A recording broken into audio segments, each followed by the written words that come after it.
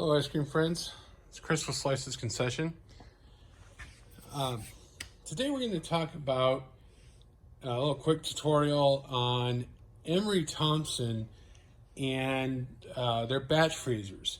Now, in particular, right here we have the Emery Thompson 24-quart batch freezer, and what we're going to deal with specifically is the closing of the door. Trying to close it there. Oh, what's going on? It won't work. Okay. Well, there's a couple things that can cause that problem. And sometimes they can both be causing an issue at the same time, actually. So the first thing here is you'll notice inside this door is this like receiver, I guess you'd kind of call it here.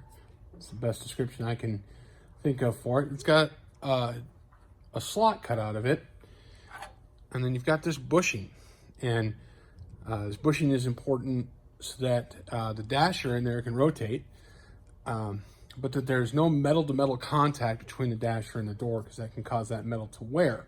So that's the purpose of this bushing here, and that goes in the orientation with this little knob at the top in the 12 o'clock position. So sticking straight up like that. So we're going to slide that onto the end of the dasher there.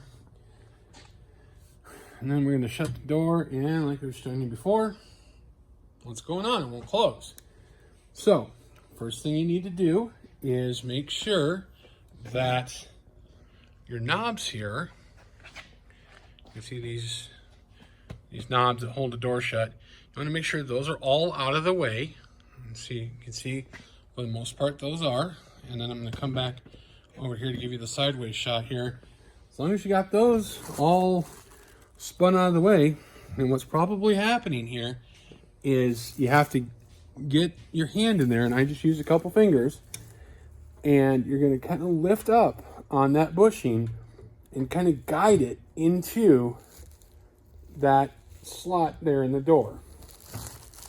And sometimes when you're doing that, you'll end up bumping one of those knobs, but kind of move it around, and you'll feel it. And then sometimes you have to spin that bushing. There it goes.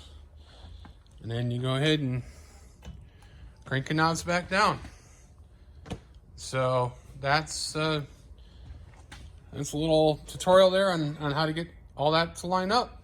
If you have any other questions about batch freezers, soft serve machines, frozen drink machines, you name it in the frozen dessert or frozen beverage world, we're the ones to help you out at www.slicesconcession.com.